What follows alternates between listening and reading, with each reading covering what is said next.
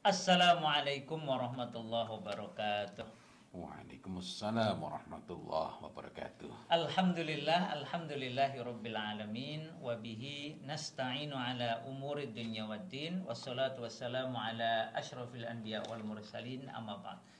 Alhamdulillah, berbahagia sekali pada kesempatan kali ini kita melanjutkan perbincangan kita tentang parenting maqdisiyah yang memulai pembahasan baru, yaitu tentang begini seharusnya remaja kita. Insya Allah dalam sekian pertemuan mendatang, Ustadz Fadil Azim beserta kita semua dengan komunitas psikologi mengaji akan berbincang tentang bagaimana seharusnya mendidik remaja kita ini sehingga mereka menjadi remaja-remaja istimewa sebagaimana di zaman terbaik dari muslimin ini. Kita ke Ustadz Fadil Azim. Ustadz, sehat Ustadz? Alhamdulillah, Masya Allah. Alhamdulillah, senang sekali bisa berjumpa lagi untuk membahas tema yang permintaannya sudah sangat banyak sebenarnya. Betul, tema betul. ini dari emak-emak, bahkan dari bapak-bapak, bahkan juga dari anak-anak mudanya sendiri. Tema tentang bagaimana kalau mereka yang pengennya gimana sebagai remaja menjadi remaja yang istimewa mengikuti para sahabat. Nah, dari golongan orang tua juga banyak yang menanyakan ini bagaimana menghadapi anak kami yang seperti ini, bagaimana menyiapkan anak kecil ini, anak-anak kami yang masih kecil bisa ketika remaja itu menjadi istimewa. Gimana Ustaz? Ya. Dan memang ketika kita berbicara mengenai remaja, yang seharusnya kita pikirkan, kita lakukan adalah bagaimana menyiapkannya. Kenapa? Sebagaimana halnya tanaman, sebagaimana halnya kalau kita ini mau berternak, padahal ini lebih daripada sekedar itu semua.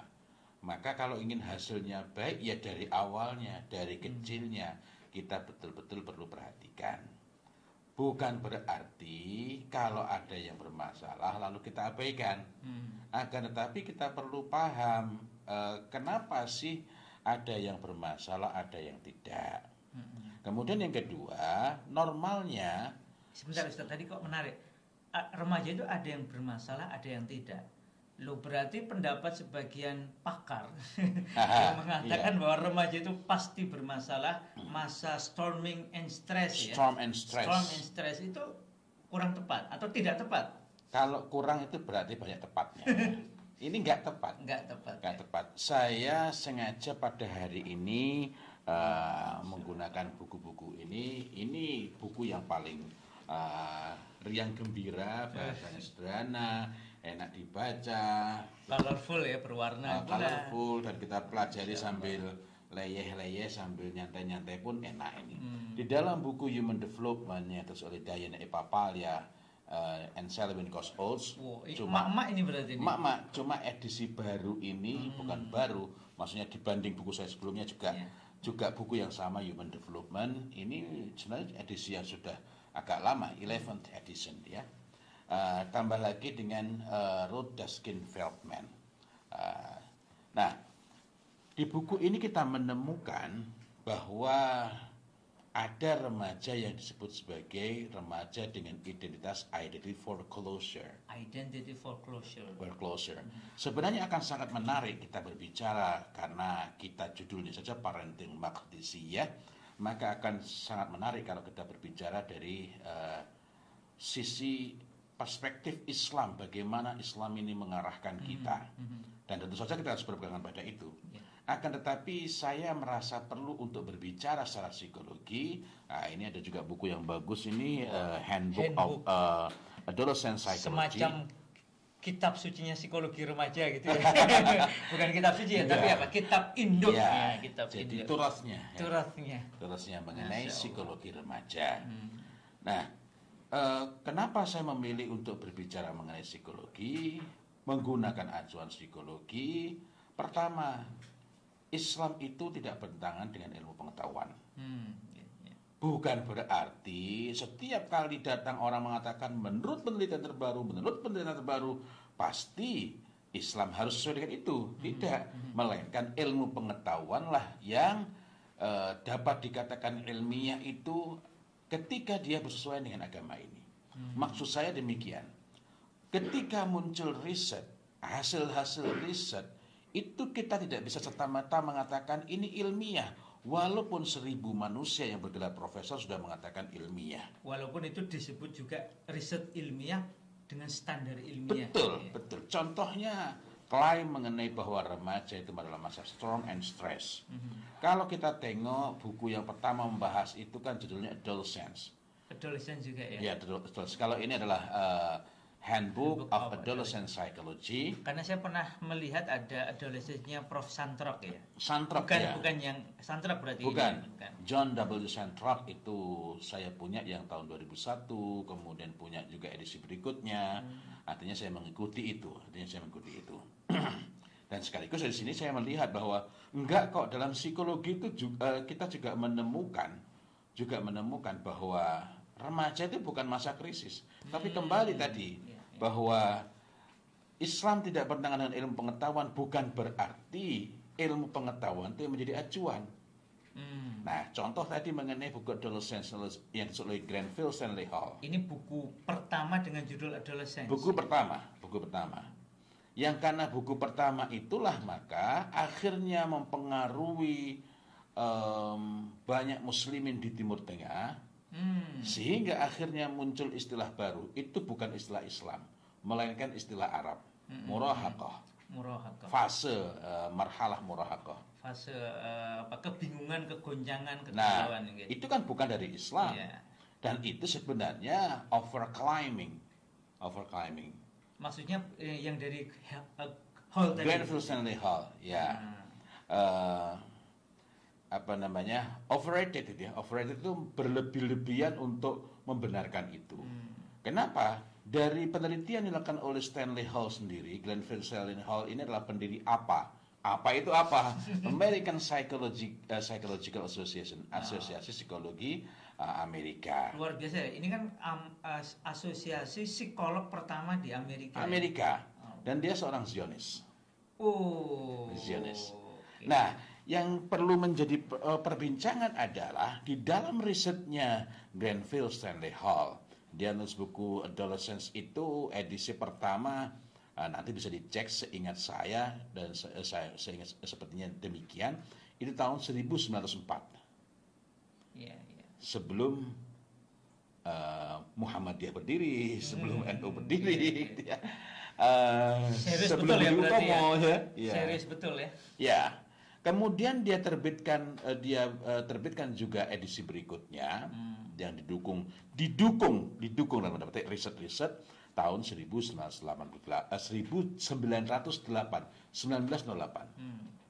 Nah, di dalam buku itu Grenfell Stanley Hall mengatakan bahwa remaja adalah masa storm and stress, masa krisis identitas, identity crisis. Unfortunately, klaim itu tidak didukung oleh riset, karena seluruh riset yang dilakukan oleh Grenfell Stanley Hall yang mengalami krisis identitas itu maksimal hanya 20%. Dan juga tidak didukung oleh riset-riset berikutnya dari murid-murid Stanley Hall.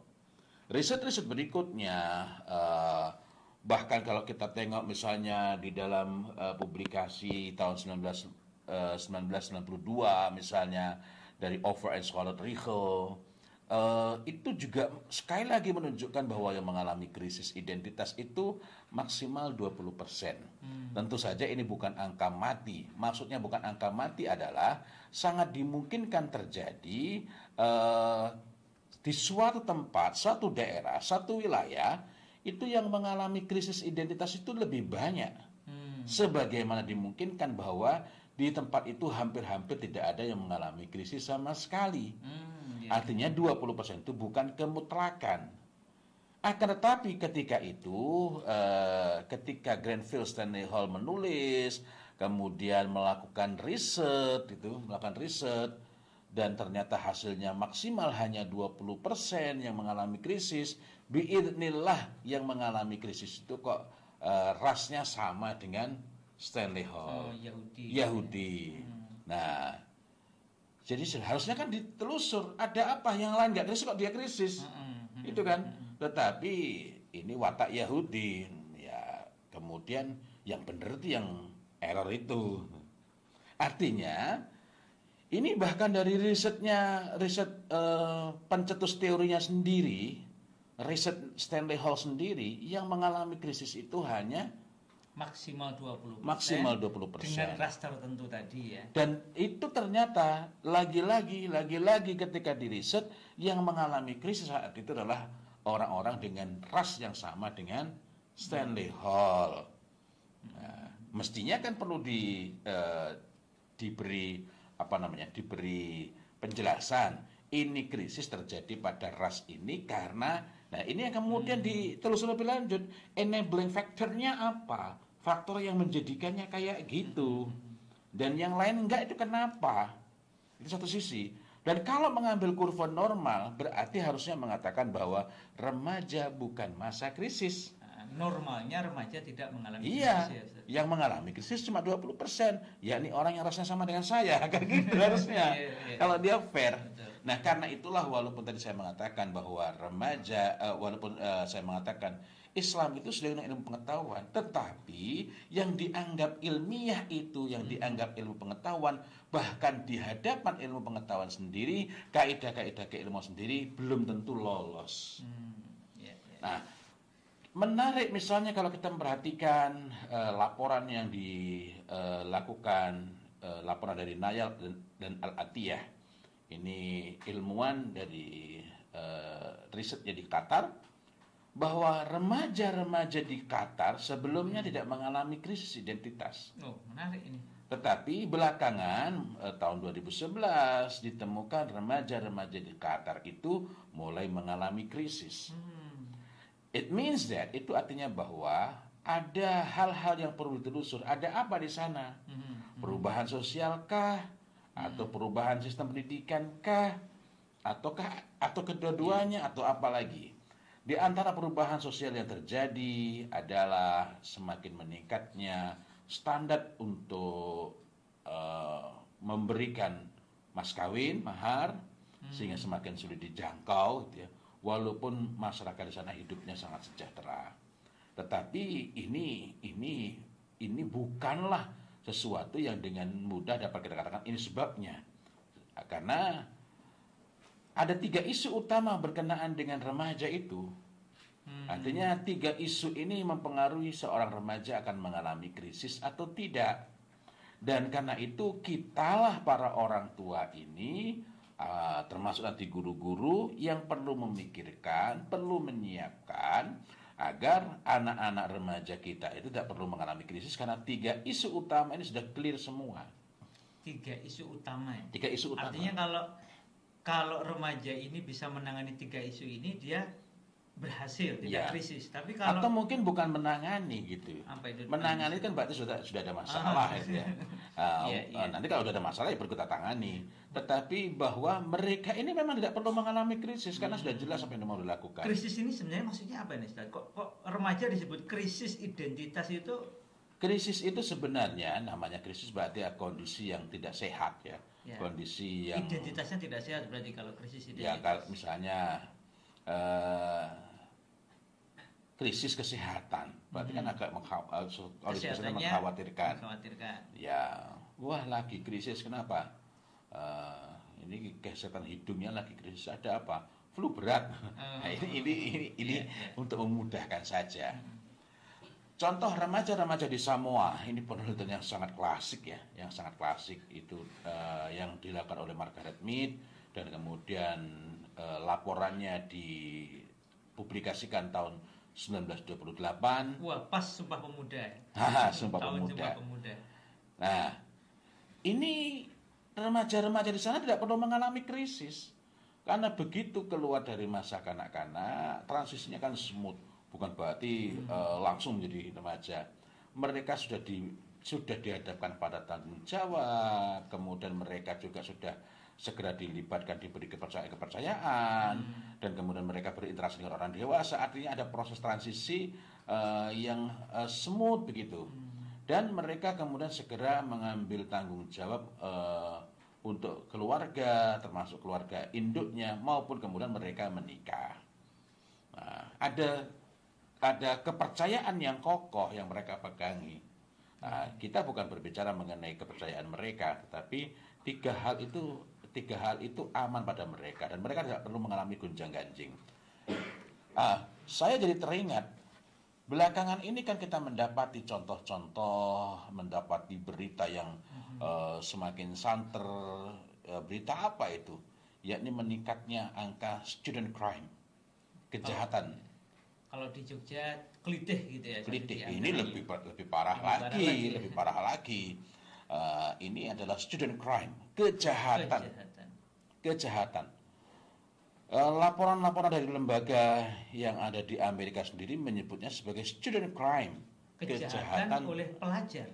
Iya. Bukan hanya remaja, tapi remaja yang harusnya terdidik. Betul. Dan kejahatan itu dilakukan juga di sekolah, ya, di sekolah. Dan tingkat kejahatannya itu cukup mendebarkan. Nah, ini mengkhawatirkan sampai kepada pembunuhan bersenjata, kemudian kejahatan seksual dan lain-lain. Nah, siapa pelakunya? Ini saya baca agak-agak gimana gitu, agak-agak gimana. Termasuk siapa korbannya? Ini juga demikian. Korbannya misalnya dari segi gendernya. Dari segi gendernya itu korbannya nyebutnya itu gimana itu ya? Korbannya perempuan 24,7%. Perempuan 24,7%. Iya, berarti 24. Berarti kalau begitu 75,3 laki-laki. Enggak. Kok enggak? Lalu siapa itu? Di sini dikatakan male, laki-laki 13,1%. Lebih sedikit ya. Berarti 13,1%. tambah 24,7 itu baru 37,8. Nah, yang mayoritas itu gendernya apa itu?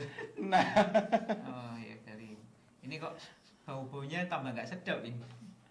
Allah ya Karim. Ada yang namanya gender non-conforming. Non-conforming. Gender non-conforming itu begini. Laki-laki misalnya. Ya, saya sih laki-laki, tapi saya boleh dong pakai rok. Naudzubillah misalnya. Jangan saya contohnya dia. Laki-laki tapi dia lebih memilih untuk menggunakan atribut-atribut, perilaku seperti lawan jenis. Tetapi dia sendiri masih misalnya dia bisa punya istri gitu. Punya istri. Itu gender non conforming. Ini orang-orang bingung kalau itu. Nah, karena itu nanti kita perlu bahas mengenai 3 isu utama itu antara lain kan soal love and relationship. Dan love and relationship itu basis awalnya adalah kamu itu laki-laki perempuan. Nah, kemudian yang kedua adalah gender queer. Gender queer itu istilahnya banyak sekali, lebih dari 5. Gender queer itu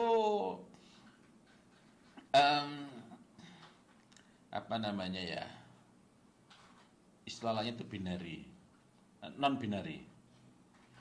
Gender queer itu ya nanti ada yang netral.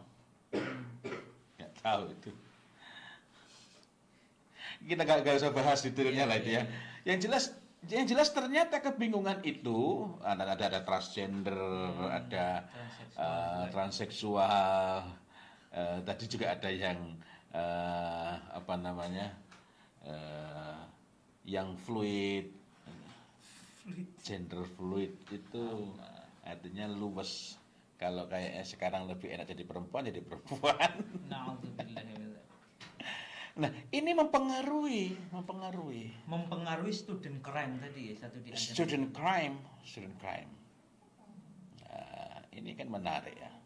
Kok menarik? Tapi seharusnya nggak perlu terjadi. Nah, lalu tadi kita sempat bahas mengenai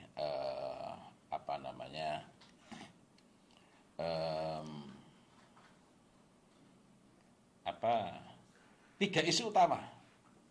tiga isu utama itu tadi Ustadz sebut kalau remaja ini tidak mengalami krisis berarti mereka itu bisa apa namanya? Kalau tiga isu utama ini mereka aman-aman saja, aman. baik, nggak perlu mengalami kebingungan. Contoh tadi mengenai aku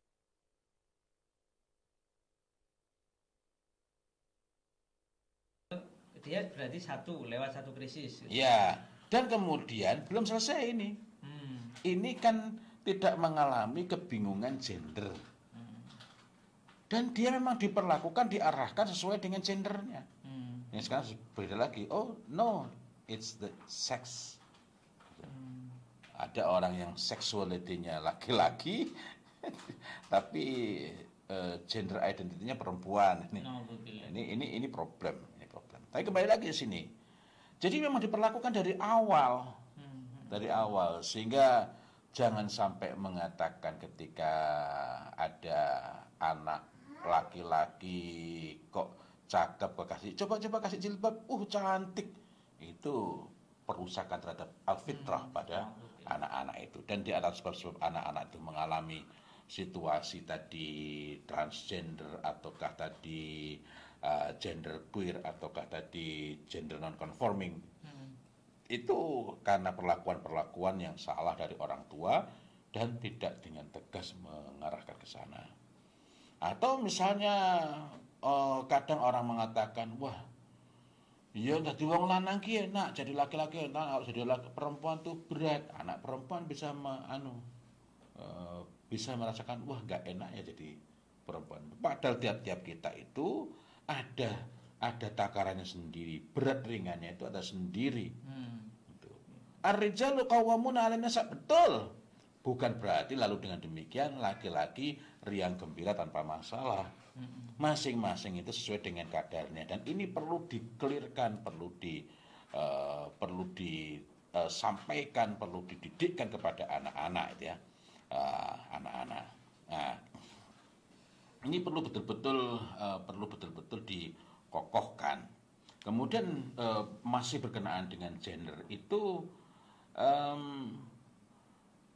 orang tua maupun pendidik membangun orientasi.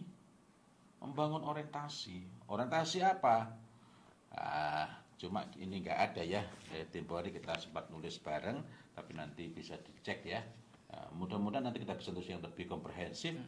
Menikah sepenuh kesiapan bagi remaja. Yang itu bisa untuk anak SD kelas 6, kelas 5, atau sampai kelas 1, kelas 2, kelas 3, meskipun untuk SMA pun boleh. Ya. Kalau ini kita itu waktu itu nulisnya untuk ini untuk isu yang lainnya lagi. Oh, tadi isu pertama adalah tentang love and relationship. Jadi anak itu dari awal, sebelum mereka itu menginjak usia remaja atau awal remaja, memang sudah dibangun orientasi untuk menikah. Sehingga kita nggak pakai mengatakan berkali-kali kamu nggak boleh pacaran, anak-anak itu sudah mengarahkan. Nah, kadang terjadi nggak boleh pacaran, bukan berarti saya membolehkan, tapi so what gitu loh. Ini nggak dibangun. Jadi ini perlu disiapkan betul, sehingga tidak menganggap bahwa nikah itu wow, sinom kok nikah itu nggak bebas lagi. Tidak, nikah itu pembebasan. Namanya litas kunu ilaiha. Kalau kamu nikah itu hidupmu tenang, kamu lebih produktif. Alhamdulillahirabbil alamin, meskipun saya itu berpikir nikah sejak SMA kelas 3. Allah.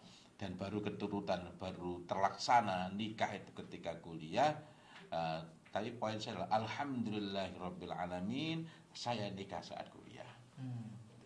Alhamdulillah, baik, berlangsung dengan alhamdulillah baik. Dan karena itu pula lah saya lulus. Karena dulu itu saya sudah berpikir, mungkin dipengaruhi oleh bacaan-bacaan, diskusi-diskusi saya, kuliah itu buat apa toh, yang penting kan ilmunya, bukan lulusnya. Tetapi ketika nikah, akhirnya istri saya yang mendorong saya untuk lulus. Kemudian isu yang kedua adalah berkenaan dengan pekerjaan. Pekerjaan.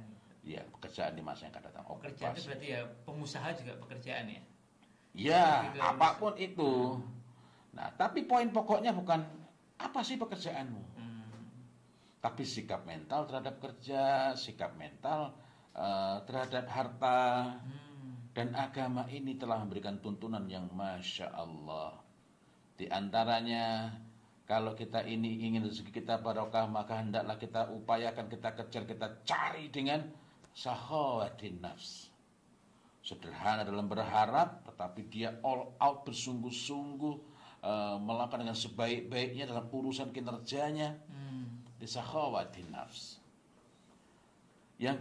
Sementara sebaliknya, kalau orang itu mendapatkan harta dengan israfin nafs, dengan banyak ngarep gimana caranya agar kerja atau usaha atau dalam melaksanakan tanggung jawab itu paling enteng, seringan-ringannya, dapat hasil sebesar-besarnya gitu. Nah, ini mungkin masih agak bingung ya, pantasanlah enggak barokah.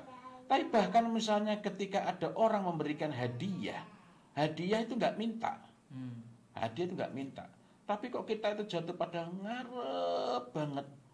Wah, ya ada bagi-bagi nih, mau bagi-bagi, menurut saya dikasih yang paling sip.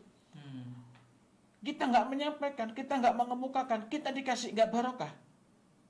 Meskipun hanya dalam hati tadi, ngarepnya pol, kita nggak nyampaikan, kita dikasih. Itu kan halal statusnya, tapi nggak barokah. Karena itu hal-hal semacam ini kan bagian-bagian saja. Sikap mental ini bukan hanya diberitahukan, melainkan memang ditumbuhkan, dibangun untuk bersungguh-sungguh dalam bekerja, mengambil tanggung jawab. Nah, di buku ini kan antara lain bagaimana kita itu mendorong anak untuk inilah dadaku, saya siap mengambil tanggung jawab. Analah. Nah, ini sebenarnya tulisan ini ada yang sudah tanya, Ustaz. Ini kapan ini diteruskan? Ini kayaknya cuma baru ringkasan ini gitu. Betul, saya beberapa kali ada mengatakan Ustaz itu tolong ditulis yang lebih lengkap. Nah, karena itu nanti saya tanya saja pada penulisnya ini. Penulis pertama. Ya, ini tulisan kami bertiga. Yang ini memang bisa diunduh, dan ini nanti sudah ada penyeliannya, penelaahnya, dia bisa diunduh untuk dibaca oleh anak-anak. Yang di sini gimana orang muda itu dari awal sudah dibangun sikap siap mengambil tanggung jawab. Kalau sikap itu telah terbangun pada diri pada diri anak, bahkan sebelum remaja, maka ketika dia masuk ke masa remaja, insya Allah tidak perlu mengalami krisis. Ini kita bahkan belum berbicara mengenai apa sih yang perlu dilakukan oleh orang tua step by step. Tapi ini kita baru berbicara mengenai 3 isu utama. Yang ketiga tadi berarti kenapa? Nah, yang ketiga ini urutan itu sama seperti ketika Rasulullah Muhammad SAW tungkahul mar'ah li arba'. Yang ketiga ini justru yang mengatasi 2 hal tadi. Artinya yang ketiga ini adalah yang terpenting di antara 3. Apa itu? Nilai-nilai. Maksudnya nilai-nilai itu gimana? Nilai-nilai yang diyakini dan dia hidup dengannya. Klise banget sih. Kita mengatakan klise karena ini kurang dihayati. Agama, anak memperoleh pendidikan, mungkin pengajaran, karena tidak semua pengajaran adalah pendidikan. Anak memperoleh pengajaran agama, imma itu di sekolah atau di pondok atau di lembaga apapun, karena sekarang pondok itu juga banyak macamnya. Tapi ketika hanya menjadi pengetahuan, maka agama itu tidak menjadi nilai-nilai yang diyakini. Nah, kalau nilai yang diyakini berarti dia yakin dalam hati dan mengikatkan diri dengannya. Kalau pakai bahasa di psikologi di sini, values to believe and live by. Dia menjalaninya sebagai bagian dari kesehariannya gitu. Menjalani, dan dia ingin sesuai dengan nilai diyakini itu. Okay. Mungkin kita nggak bisa menjalani dengan penuh, atau mungkin kita masih jauh dari nilai yang kita yakini, tapi kita itu menginginkan agar kita bisa hidup sesuai dengan nilai-nilai itu. Artinya dalam hal ini betul-betul menjadi nilai yang diyakini, bukan menjadi pengetahuan tentang nilai-nilai. Pengetahuan tentang nilai-nilai itu gimana? Anak ditanya mencuri, kemudian menjamret. Kok mencuri menjamret? Karena saya teringat dengan tadi yang student crime di Amerika itu, anak-anak SD atau anak-anak SMP itu sudah melakukan kejahatan-kejahatan serius gitu ya. Tahun tahun 2020 misalnya itu nanti ada juga yang sampai pelecehan macam-macam itu ya. Yang menyampaikan itu kok jadi agak nggak tega gitu ya, nggak tega. Termasuk nanti kalau yang ringan-ringan itu kan vandalisme, kemudian bukan ringan ya, pencurian itu. Pencurian itu lebih ringan daripada yang berat tadi ya. Iya. Meskipun juga berat sebenarnya kan. Betul. Misalnya pada rentang tahun ajaran 2017-2018, tahun ajaran itu, setahun ajaran itu di sekolah-sekolah publik Amerika itu diperkirakan terjadi 932.300 kejahatan, peristiwa kejahatan yang dilakukan oleh pelajar. Iya, insiden kejahatan, dan 476.100 peristiwa non-violent, non-kejahatan. Ya karena kecerobohan atau yang lain-lain, tapi dikategorikan non-violent. Ini menurut laporan dari National Center of Education Statistics tahun 2019. Belum lagi nanti kejahatan seksual, perampokan.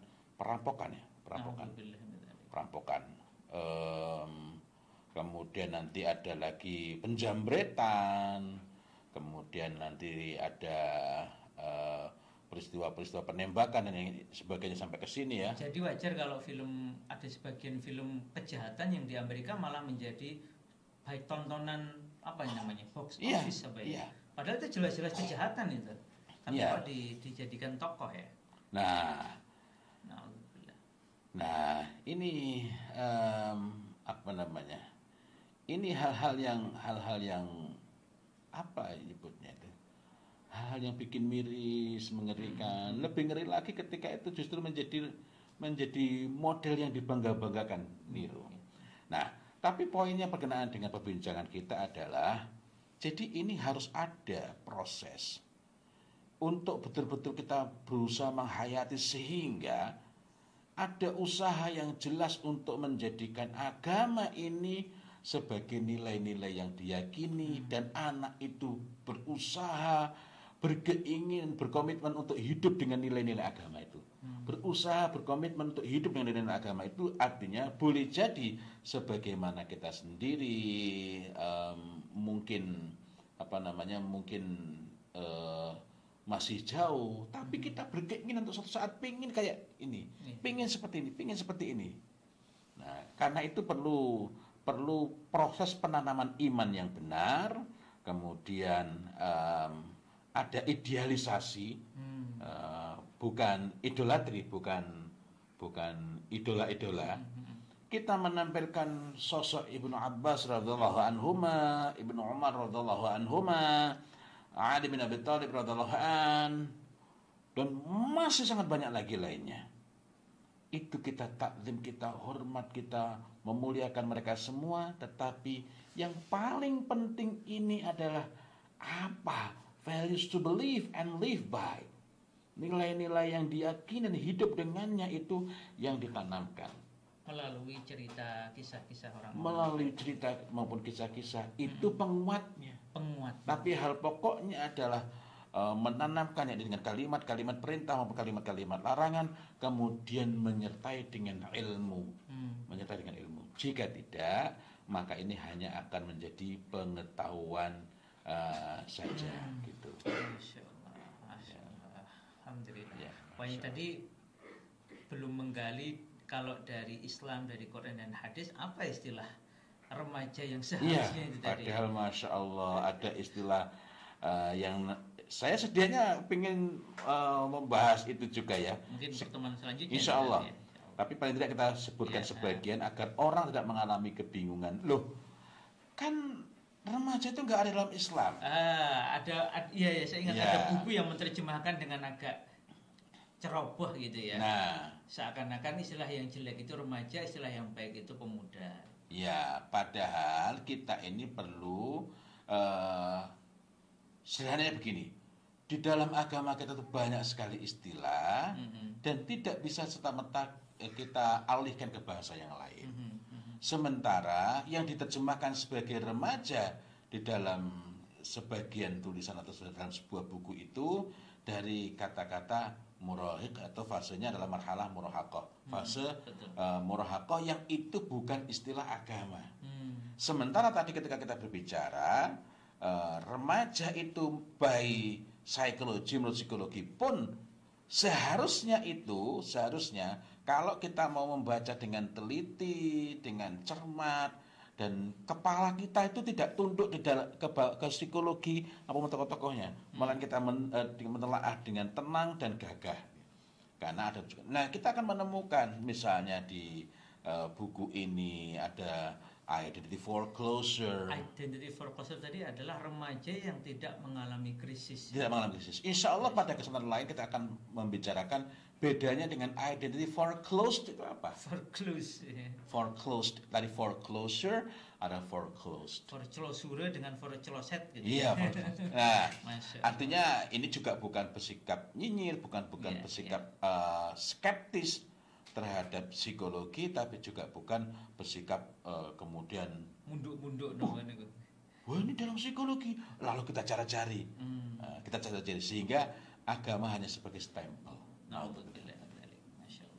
Alhamdulillah, Bapak Ibu sekalian, para pendidik juga, kita tadi sudah menyimak begini seharusnya remaja kita. Part pertama yaitu membahas tentang Identity Foreclosure, bukan Identity Foreclose. Insya Allah di pertemuan berikutnya kita akan membahas termasuk istilah-istilah kunci di dalam agama kita ini dan bagaimana kemudian membekali mendidik para remaja kita ini agar mereka betul-betul bisa menjadi generasi yang dibanggakan, generasi yang mencintai Allah dan Allah meridhai mereka semua. Insya Allah di kesempatan berikutnya. Bagi Anda yang hendak bertanya bisa meninggalkan pertanyaan di kolom komentar atau juga bisa nanti tengok Telegram kanalnya Ustadz Fauzil Azim. Nama Telegram kanalnya Garasi Parenting ya, atau nanti bisa di Instagram beliau maupun di Facebook beliau insyaallah. Dan insyaallah juga sebagai nanti mungkin kita akan upayakan untuk